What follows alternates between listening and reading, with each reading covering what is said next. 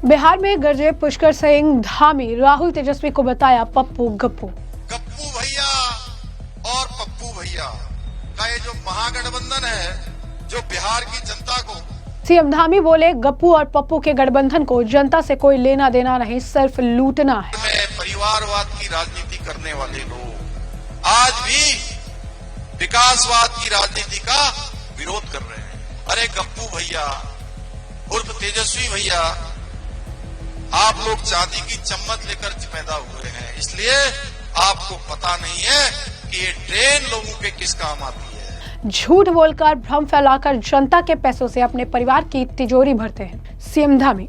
केवल झूठे सपने दिखाकर जनता की गाड़ी कमाई से अपनी परिवार की तिजोरियां भरने का काम करते हैं। प्रधानमंत्री नरेंद्र मोदी के लिए अमर्यादित भाषा बोलने और साथ ही साथ बिहार के इस चुनावी माहौल में लगातार प्रधानमंत्री नरेंद्र मोदी को लेकर व्यक्तिगत टिप्पणी करने को लेकर सीएम धामी ने राहुल गांधी और तेजस्वी पर जमकर निशाना साधा है। बिहार चुनाव के मद्देनजर लगातार बीजेपी के बड़े और वरिष्ठ नेताओं का जनसभा करने का जो दौर है वो जारी है। कभी सीएम योगी, खुद गृह मंत्री अमित शाह, तो जेपी नड्डा, तो अब पुष्कर सिंह धामी भी बिहार में गरजते नजर आए। इस दौरान उन्होंने तेजस्वी, लालू और राहुल गांधी पर जमकर निशाना साधा और साथ ही साथ इन्हें पप्पू गप्पू की जोड़ी भी करार दे दिया और ये कहा कि इनका काम सिर्फ और सिर्फ जनता के पैसे लूटकर अपनी तिजोरी भरना है। इनका जो है इस गठबंधन का, इस ठगबंधन का जो है जनता से कोई लेना देना नहीं, विकास से कोई लेना देना नहीं। ये सिर्फ और सिर्फ अपने परिवार के बारे में सोचते हैं और अपने परिवार के लिए काम करते हैं। आपको बता दें कि पुष्कर सिंह धामी ने जनसभा को संबोधित करते हुए राहुल तेजस्वी को आड़े हाथ लिया। वो कहते हैं कि उन्हें परिवार में संस्कार नहीं मिले हैं, अपनों से बड़ों के लिए कैसे बोलना चाहिए उन्हें पता नहीं है। उन्होंने कहा कि दादी माँ बहन ने उन्हें बड़ों के बारे में बात करने के लिए संस्कार ही नहीं दिए। हमारे देश में, हमारे बिहार में अपने से छोटे को भी आप कह रहे हैं, जी कहकर बुला रहे हैं। उन्होंने कहा कि देश मर्यादा और संस्कृति से चलता है। राहुल जी प्रधानमंत्री का विरोध करते करते देश का विरोध करने लग गए हैं। छठ पूजा करने वाली माताओं बहनों का अपमान करने लगते हैं, देश की संस्कृति का अपमान करने लगते हैं। बिहार की जनता इस अपमान का परिणाम अवश्य देगी। उन्होंने कहा कि राजनीति जो है सिद्धांतों की जगह परिवारवाद और स्वार्थ हावी हो जाता है तो लूट खसोट स्वाभाविक है। यही हाल आरजेडी कांग्रेस का भी है। पहले टिकटों की बिक्री और जब भी सत्ता में रहे तो घोटाले की बरसात। उन्होंने बताया कि कैसे प्रधानमंत्री नरेंद्र मोदी की एनडीए है जो एक तरफ से शासन का चला रही है, तो वही दूसरी तरफ ये महागठबंधन है, ये गप्पू पप्पू की जोड़ी है जो लगातार जो है जनता के अंदर भ्रम फैला रही है और भ्रम फैलाकर, झूठ बोलकर इनकी गाड़ी कमाई के पैसे से अपनी तिजोरी भर रही है। जरा सुनिए क्या कुछ कहा पुष्कर सिंह धामी ने।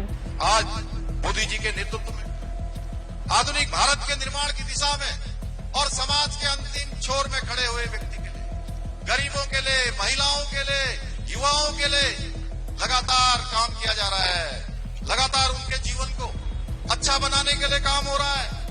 वहीं दूसरी ओर गप्पू भैया और पप्पू भैया का ये जो महागठबंधन है, जो बिहार की जनता को, जैसा अभी सुमन माझी जी कह रहे थे, केवल झूठे सपने दिखाकर, भ्रम फैलाकर जनता की गाड़ी कमाई से अपनी परिवार की तिजोरियां भरने का काम करते हैं। आज आदरणीय प्रधानमंत्री जी के नेतृत्व में जनधन योजना से लेकर उज्ज्वला योजना, प्रधानमंत्री आवास योजना, मुफ्त राशन योजना जैसे अनेक जन कल्याणकारी योजनाओं के माध्यम से देश की करोड़ों करोड़ जनता को लाभ मिल रहा है। जहां एक और आज बिहार के 8.5 करोड़ से अधिक लोग मुफ्त राशन योजना का लाभ उठा रहे हैं। 50 लाख से अधिक गरीब परिवारों को घर देने का काम भी मोदी सरकार ने किया है। इतना ही नहीं, आज बिहार के प्रत्येक घर में हर घर बिजली, हर घर नल से जल और हर घर शौचालय जैसी योजनाओं का लाभ सुनिश्चित किया जा रहा है। आज मोदी जी के नेतृत्व में अगर मैं पूरे देश की बात करूं तो 30 करोड़ से अधिक लोग आज गरीबी रेखा से बाहर आ गए हैं।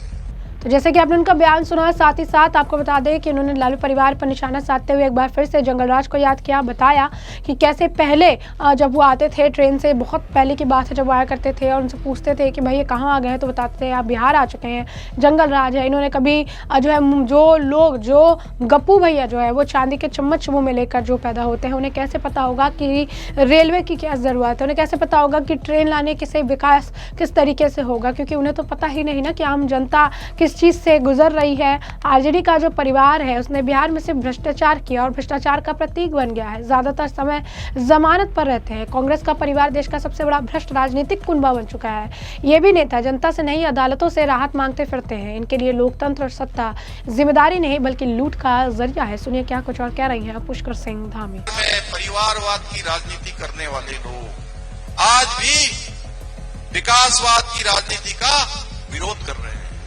वो हमारे प्रधानमंत्री मोदी जी का, हमारे नीतीश बाबू का विरोध कर रहे हैं।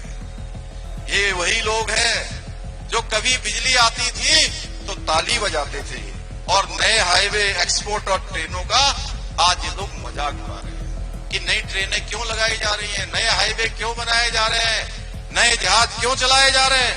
अरे गप्पू भैया उर्फ तेजस्वी भैया, आप लोग चांदी की चम्मच लेकर पैदा हुए हैं, इसलिए आपको पता नहीं है कि ये ट्रेन लोगों के किस काम आती है, उनके जीवन को किस प्रकार से बदल सकती है, किस प्रकार से उनको सुविधा दे सकती है।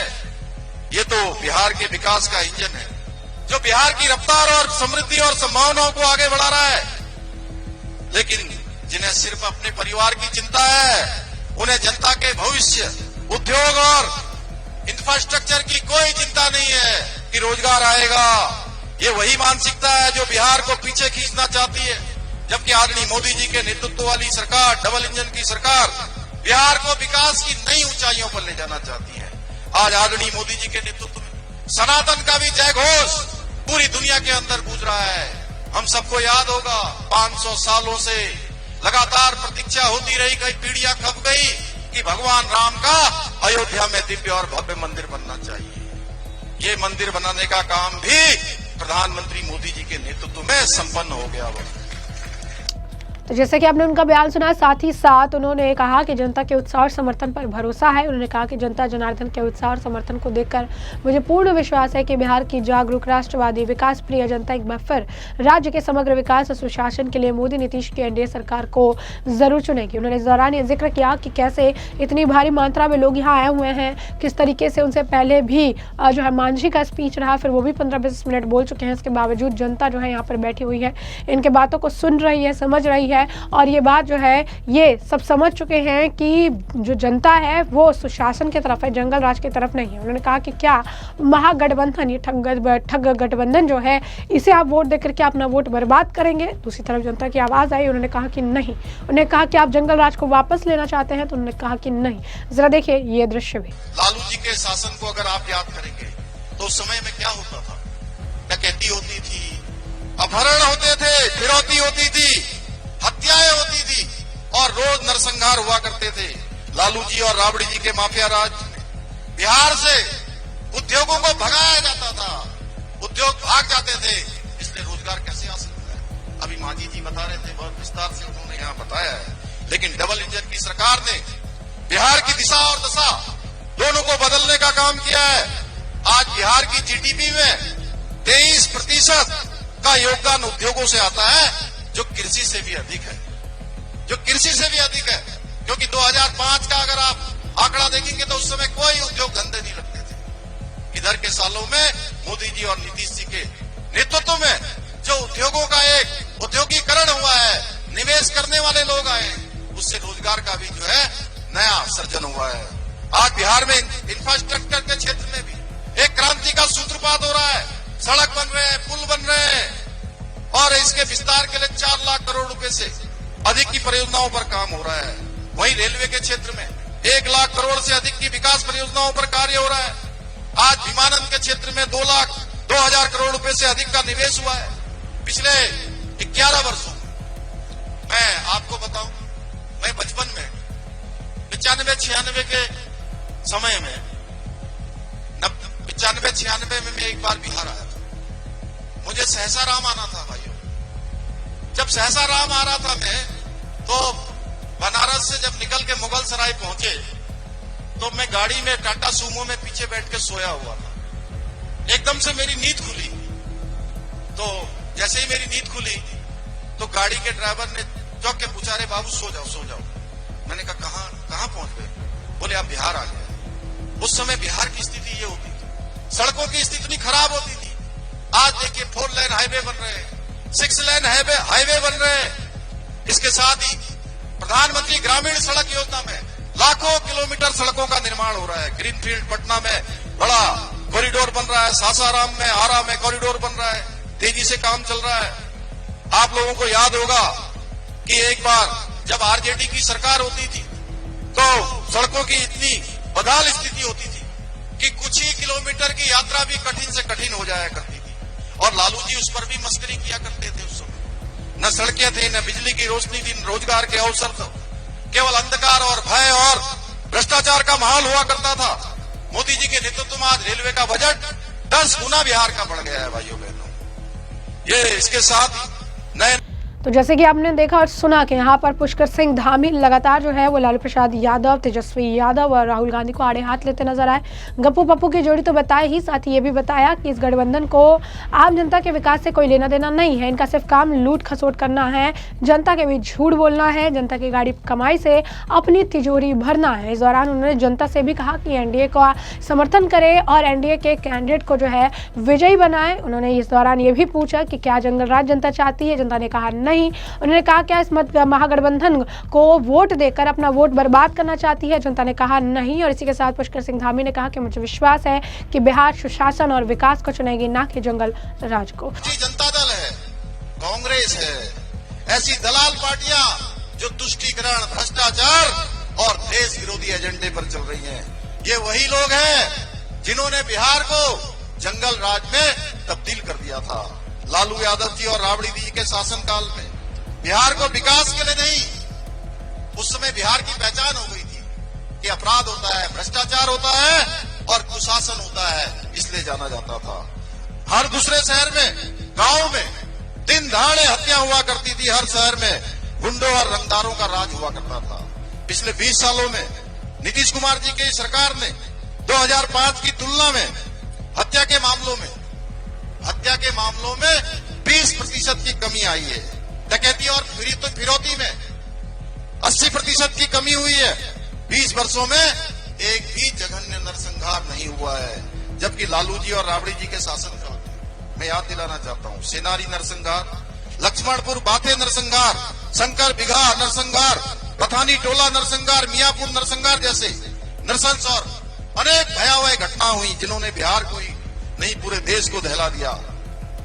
इतनी सब बातें मैं इसलिए याद दिला रहा हूं, आप सबको स्मरण करा रहा हूं। क्या आप महागठबंधन को अपना मत देकर क्या अपना वोट बेकार करना चाहते हैं? क्या फिर से जंगल राज लाना चाहते हैं?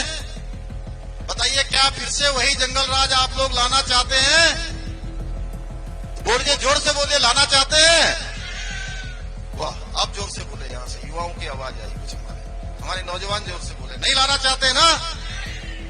राहुल गांधी की कांग्रेस, लालू जी और तेजस्वी जी की राष्ट्रीय जनता दल, मुकेश साहनी की पीआईपी, उनके साथ वामपंथी दलों का गठबंधन, इन सबका एक ही नारा है कि प्रधानमंत्री मोदी जी का विकास करो, नीतीश बाबू का विरोध करो।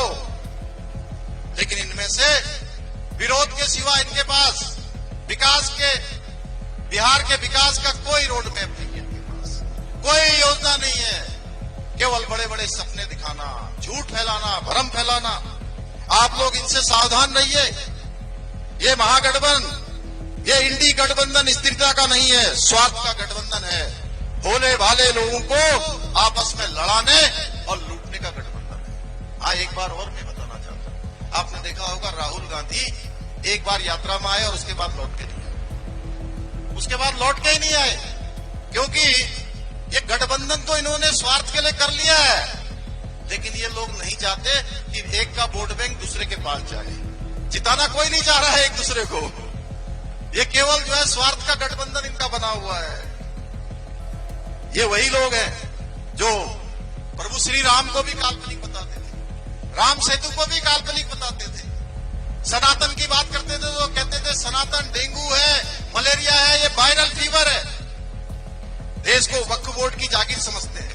ये वही लोग हैं जो 3 तलाक खत्म करने का विरोध करते हैं। ये वही लोग हैं जो कश्मीर में धारा 370 को समाप्त करने का विरोध करते हैं और जो देश के टुकड़े टुकड़े करने के नारे लगाने वाले हैं उनका समर्थन करते हैं। ये देश विरोधी गैंग के लोग सभी हिस्सों में हमारे बिहार, उत्तर प्रदेश, उत्तराखंड के लोगों का अपमान करते हैं और जानते हैं किसकी पैरवी करते हैं, किसको संरक्षण देते हैं? घुसपैठियों को संरक्षण देते हैं। भाइयों बहनों, ये गैंग आज बिहार में भी घुसपैठियों को बसाकर बिहार के लोगों का हक छीनने का प्रयास कर रहे हैं, क्योंकि इनकी तुष्टीकरण की राजनीति में इनको सिर्फ और सिर्फ वोट बैंक दिखाई देता है। अब फैसला आपको करना है। अब जैसे हमारे सचिंद्र जी कह रहे थे, जज आप लोग हैं, आपके हाथ में बटन है कि आपको फैसला करना है कि ऐसे लोगों का साथ देना है या बिहार को विकास के रास्ते पर आगे बढ़ाना है। आप लोग राष्ट्रहित को सर्वप्रथम मानने वाली भारतीय जनता गठबंधन, एनडीए गठबंधन के साथ खड़े होंगे या घुसपैठियों का समर्थन करने वालों के साथ खड़े होंगे? आप समान नागरिक संहिता के साथ खड़े होंगे या शरीयत का कानून लागू करने वाले, महिलाओं के शोषण को खुली छूट देने वाले लोगों का साथ देंगे? भाइयों बहनों, हमें भ्रष्टाचार और तुष्टीकरण के इस मिशन को रोकना है और आदरणीय प्रधानमंत्री नरेंद्र मोदी जी और नीतीश जी के नेतृत्व में बिहार में डबल इंजन की सरकार बनानी है और विकसित भारत और आत्मनिर्भर बिहार बनाने में अपना योगदान सुनिश्चित करना है। तो ऐसे में हमने आपको जो पूरा मामला है विस्तार से बताया। पुष्कर सिंह धामी का आपने बयान भी सुन लिया और इस पूरे मामले पर अब आपकी भी जो राय हो कमेंट सेक्शन में कमेंट करके जरूर से जरूर साझा करिएगा। धन्यवाद।